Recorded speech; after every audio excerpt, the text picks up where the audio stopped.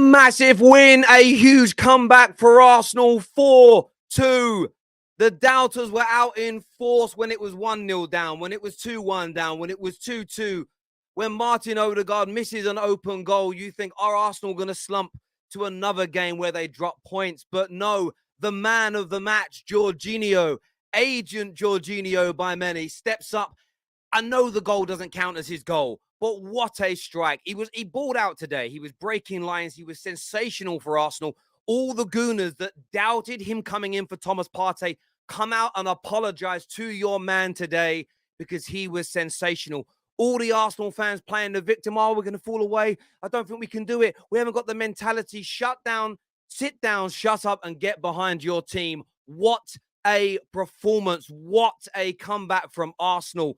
Huge kudos to Villa. I thought Villa were brilliant for large parts today. That last 15, 20 minutes, though, that game opened up massively. And as soon as it did, I was talking in the chat to a lot of the viewers before we went live, saying, I think this is going to favor Arsenal now that the game is opening up. And Jorginho wins it. It was a game of spectacular goals.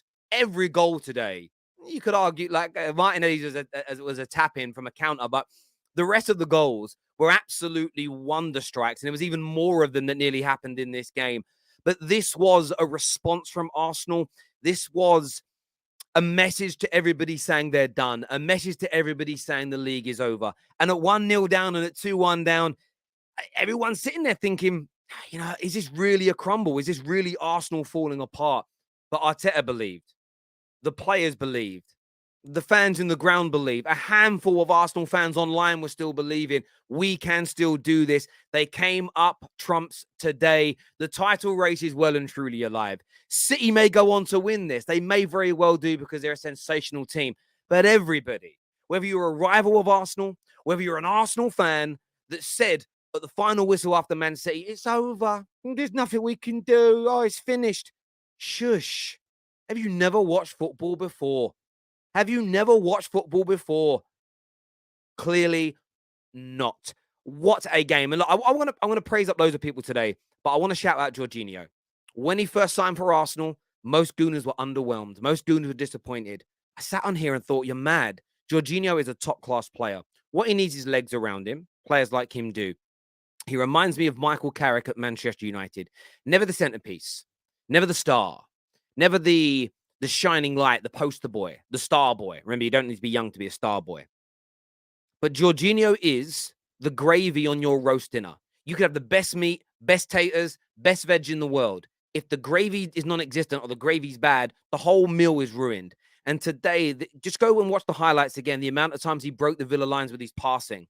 Unbelievable. The strike at the end deserved to go in. It was such a good strike, it deserved to go in. It hits Martinez on the back of the head and goes in the net. A little bit fortuitous there, maybe.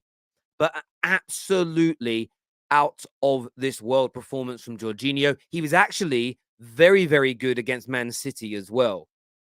J20, as he's now being called by Arsenal fans, needs the majority of the praise today. He was the star. He was the leader. He was the difference, in my opinion. He was the difference. Just kept that midfield ticking over. Kept playing the balls into the right places, especially when the game started to open up. Saka deserves huge credit today. First of all, we strike out of this world. Secondly, the man's injured and he carried on playing. And I have a lot of respect for people. You go to work when you're a bit ill, I respect you. You play football with an injury, I respect you. You're a fighter and you've got a broken bone in your body, but you still fight. You're a legend. Proper athlete, real competitor and a winner. Another great performance from him.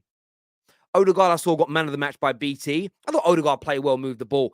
Jorginho dug him out at the end because missing that open goal from him, you think, wow, is that gilt-edged chance going to cost you? Good performance, nevertheless, from him, in my opinion. I think Zinchenko was a little loose with the ball. His goal made up for a lot of his mistakes. And I thought Ben White had a pretty good game on the right-hand side as well. There were some really good performances from Arsenal today, but this was about mentality. Could they see it through? And this will galvanize them as a team. They did it without Partey. They did it without Gabriel Jesus. Some Arsenal fans have pushed out a victim narrative this week of we can't do it without a star or two. Nonsense. Don't be victims and back your team. You're brilliant. You've been brilliant all year. It's why rivals have been laughing so hard when you've lost a few games, because they're desperate to see you collapse, because they know how good you are. Don't feed into that narrative. Don't show your asses and panic at the first sign of trouble. You're Arsenal Football Club, one of the most decorated teams in Europe, and you're panicking after a couple of injuries. Stop it. Stop it. You may not go on to win this league title, but there's nothing embarrassing about your season. There's nothing to be panicking about this year. I get individual criticisms in individual games. That's allowed to happen. You can ring fence a game and you can criticize it. Abso-friggin-lutely. But throwing the baby out with the bathwater has been embarrassing these last few days, especially the victimhood. Victims never win titles, ever. Stand up, be heard, get behind your team and push positivity into that dressing room, because they deserve it after that today. And listen, great comeback indeed. I want to go to your comments here. We're going to have Gal and Jason and Jess joining us very, very soon to have their say on the show. I am.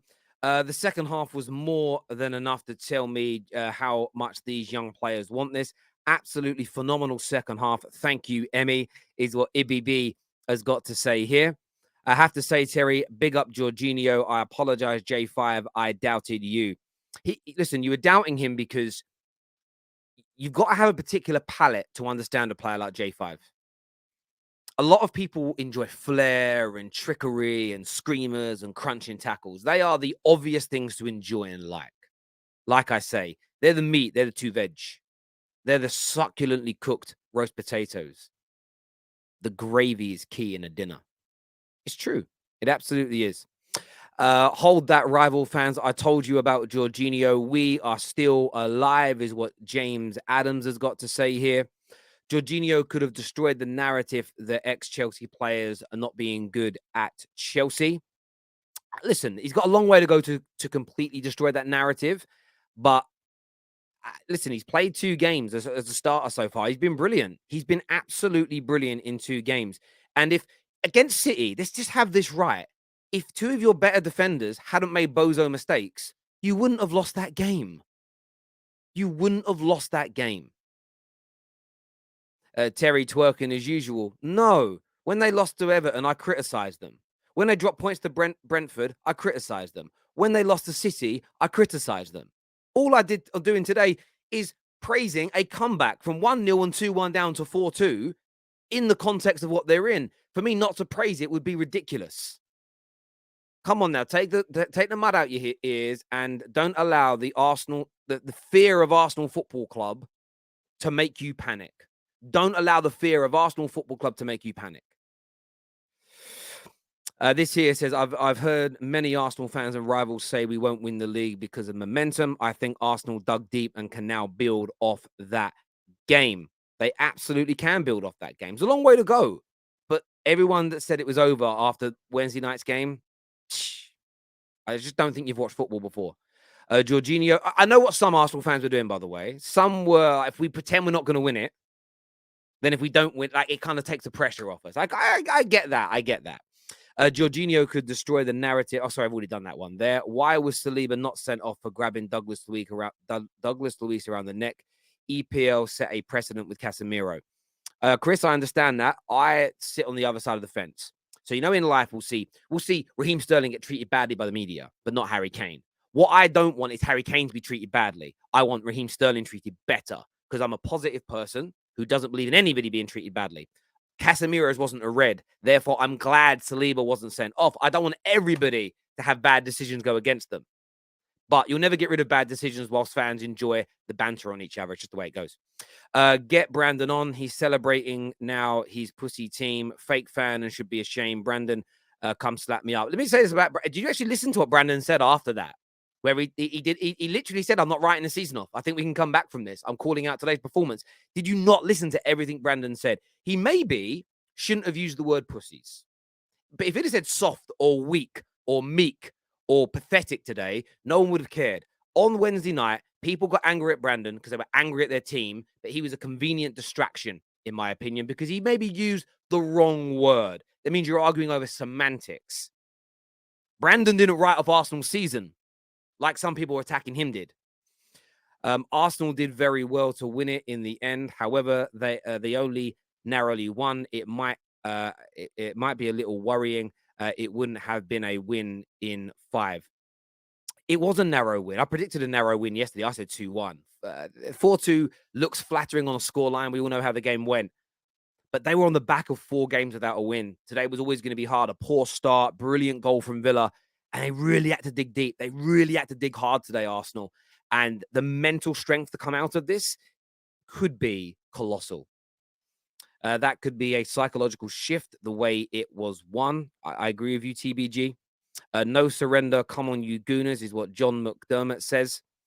Terry, you're twerking too hard. Arsenal amongst the most decorated in Europe. Look how many league titles and FA Cups and like trophies they've got. If you actually were to take every European club, which are hundreds, if not thousands, Arsenal were going to be in the top 5% trophies won. Come on, my friend. That's an absolute fact, which is why I don't like victim mentalities from fans of big clubs. It drives me insane.